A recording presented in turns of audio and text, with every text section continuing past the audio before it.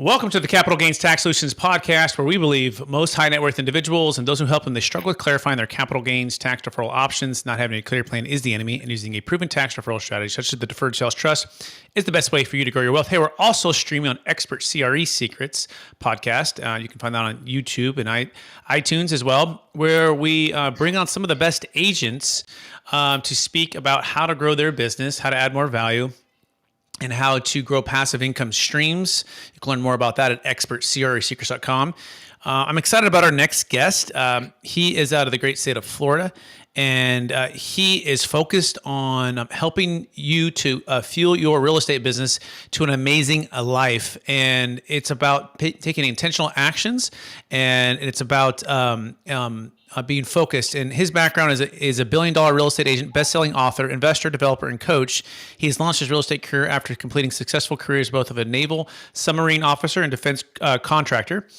And his hyperlocal strategy has led to one of the fastest starts in real estate, with over $22 million in sales in his first year, and so much more. Please welcome to the show with me, Dan, and it's Lesniak. Make sure I pronounce that correct. I probably butchered that a little bit, Dan. How'd I do?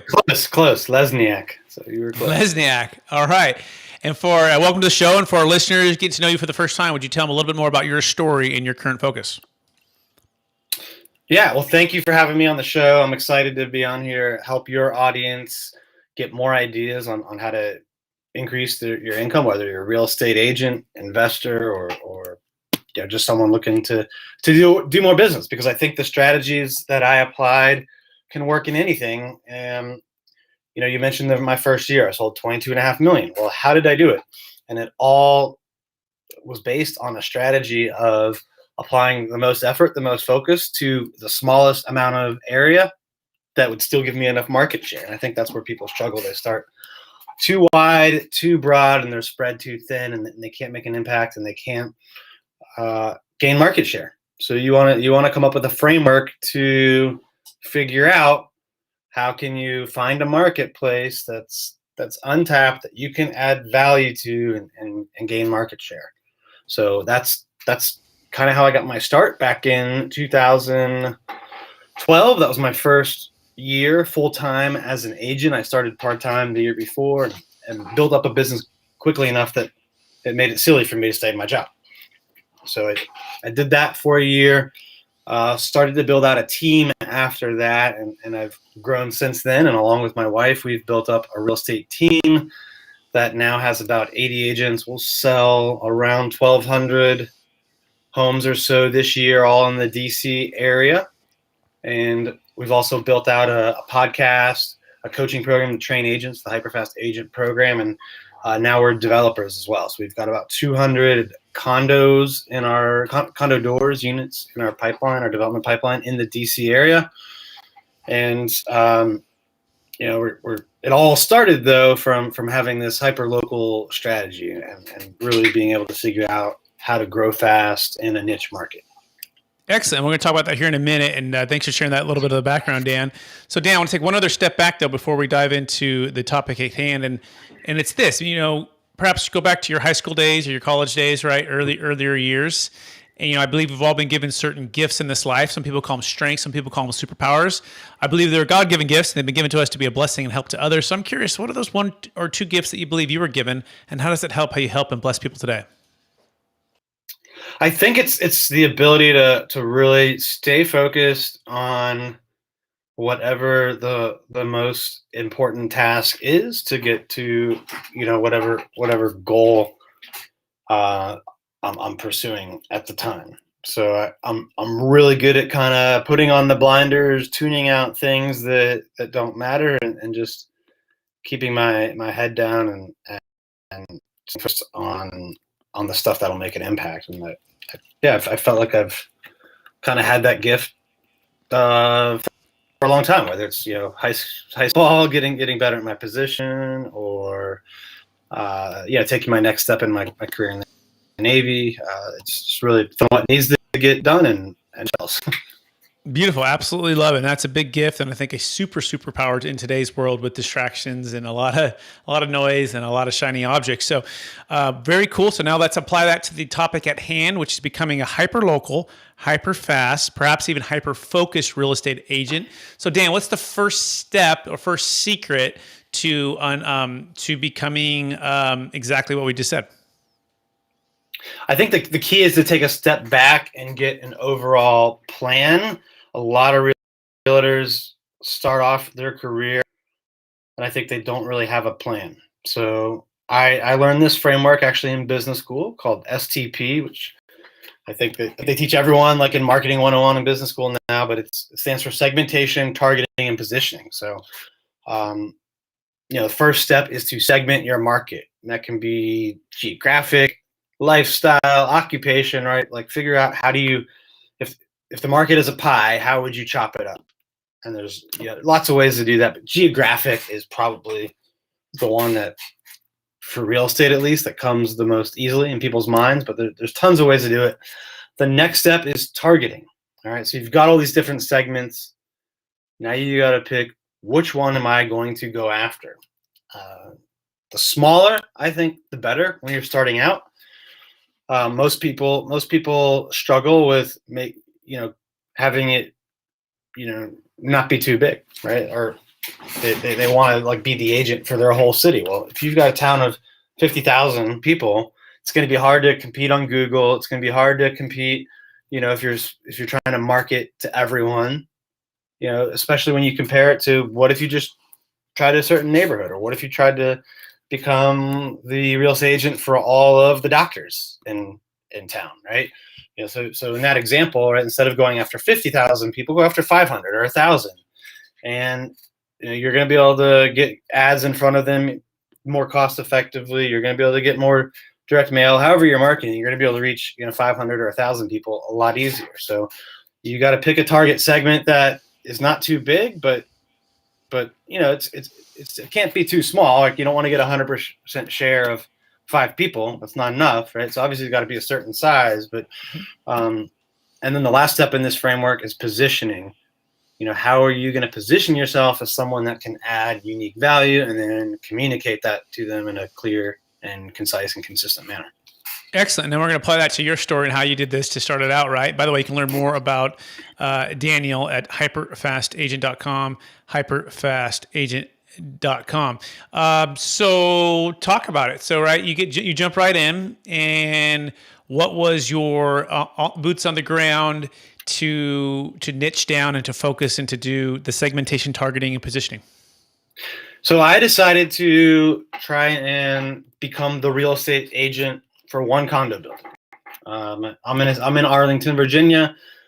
There's, I think, about 250,000 people that live there. So, decent size city, not as big as some, but still pretty big. I didn't go after 250,000 people. I went after 200. There's about 190 units in this one condo building. And I think another thing too that with succeeding there was the building was about 3 years old, and that is an ideal time. I think if you're an agent who's new or just looking to expand into new markets, if you can find a neighborhood that's about 3 years old, turnover is about to start happening, and there's no established agent in there, because probably what happened is the builder sold it, had an agent that sold it, and they kind of moved on and did something else, and they probably haven't stayed in touch. So there's no dominant agent yet, and sales are coming. So it's a great way to go compete where there's not a lot of people and neighborhoods or buildings that are about 3 years old. Totally smart. So, makes sense. Yep. So that was my reasoning for what I did, and I hit this group of people with multiple type of marketing, Facebook groups. I was making Facebook groups back, or pages, I think, back then. I did open houses. I did buyer seminars, for the building. I did weekly email newsletters. So, 5 or 6 or 7 different ways. Networking. I think a lot of times in my book, I talk about finding gatekeepers. So those are people that know a lot about a certain group of people. In my case, it was the person who worked at the front desk, the manager. They often knew who was going to move out, and that led to a lot of sales too. Just knowing who to go purposely try to talk to. So all of those kind of methods, some new, some traditional. I did it all, and it was all focused on two people, and I ended up getting half the sales in that building that year. Amazing. Okay, so really segmenting down to literally one complex, right, that had about 190 units, and focusing like a laser by serving that community, educational, seminars, buyers, understanding anything to add value, open houses, the community, Facebook groups, multiple ways to just provide value, and focus like a laser. So when did your first sale come? When and how did that go down? I think the first one was a buyer I found. They don't have this category, I believe, on Zillow anymore. It was on Zillow Make Me Move. So that's a type of listing that used to be available on Zillow. It's not anymore, but it basically was kind of like a for sale by owner, but the person really wasn't selling. They were just throwing a number out there, kind of a high number typically, and saying, if I get this number, I'll move. You can make me move. I'm not looking to sell, but I'll do it for. I used to contact all of those when I saw them, and these people were looking for a single family home in the area, and helped them find that. And then I listed their condo. It sold really quickly, pretty close to. Or right at the price that they, their kind of dream price that they wanted on Zillow. I think that was a couple months after I got my license, so it didn't take too long. I was still working my contractor job at the time, so it was I did about 2 sales, I think, before my pipeline got so big that I quit that job. Fantastic. Now let's apply this perhaps to the investor, right? The person who's trying to buy multifamily properties, trying to do some targeting to unlock opportunities, maybe off market. How would you apply that concept to the investor? Yeah, well, I think investors are going to get the best deals if they can find the deal off market. Most of the deals that we do now for condo developments, especially the ones that have the really high margins, they seem to be off-market deals. It's very rare as an investor that we buy an on-market deal because normally we can get a better deal off-market. So if you're an investor, I think you need to look at Facebook Marketplace, Craigslist, Zillow, the for sale by owners. I think knocking on doors of is a good strategy. Networking with contractors, engineers, architects. A lot of times these people know when a good deal is going to come. So, you can do some Google PPC type stuff as well to get them to come to you. But I think oftentimes it's those deals you find through the kind of boots on the ground networking and knocking on doors kind of stuff. That are the really sweet deals. So what's the next step once you've done the segmentation, targeting, and positioning, right? And you're starting to niche down and you're starting to focus, you're starting to get some momentum. What's the next step to becoming a HyperFast, hyperlocal real estate agent? Yeah, you got to take that positioning that you've developed and come up with a way to market it to people. I think it's got to be clear, concise, consistent, right? You have to consistently hit them with that message. Your value proposition message, you have to be consistent about it from the moment they see your marketing to your initial sales meeting to even after you've closed the deal. So it's got to be the same message throughout. It's got to be congruent, and I think you got to come up with a way to convey it to people concise, right? You've got to be able to explain it to them in under 30 seconds. If they see it in an ad, they've got to it's got to be something they can understand within a few seconds. I think if you don't meet that criteria, we mentioned earlier, in today's world, there's a lot of distractions. People people aren't going to take 10 seconds to look at your ad or read your email. They've got to get it like right away, whatever that value proposition is to that targeting, that segment you're targeting. They've got to be able to understand it quickly from your marketing and everything you do. Excellent. Okay, so clear, concise, and consistent messaging, and throughout the sales cycle, before, during, and after, and that makes sense.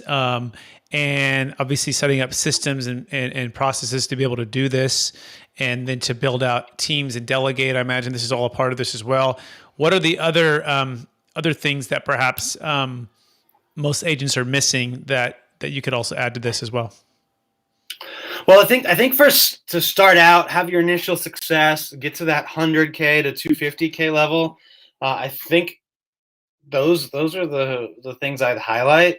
To go beyond that, I think you got to really learn how to build out a team. And I think a lot of agents and investors struggle with this. They get to a high level of success, a level where they're making six figures, even multiple six figures, but they get stuck there, and they have a good situation at this point. The problem is they're trading time for money. They own their job. They're self-employed. They don't own a business yet. So once you kind of get through these steps, get market share, the next step is to expand and scale, and you need people. You need to go out and hire admin people, service type people first, and then go get more agents. Right? Most agents, though, they get to this level of income, and for some reason they won't go out and hire administrative help, and they get stuck, they get busy, and they can't grow. Got it. So getting out of their own way and making sure you're hiring wisely first, and you're building the foundation of admin and support and for service, client support services, right? And then looking to hire that new sales, or bring on the new sales agent, right? Listing or buy side. Is that a fair summary? That is. I think people get nervous about paying a salary, so they'll hire a commission-based salesperson before their admin. And guess what? Now they have an admin, but it's them. They're the admin for themselves and their new salesperson. And so it makes the problem worse.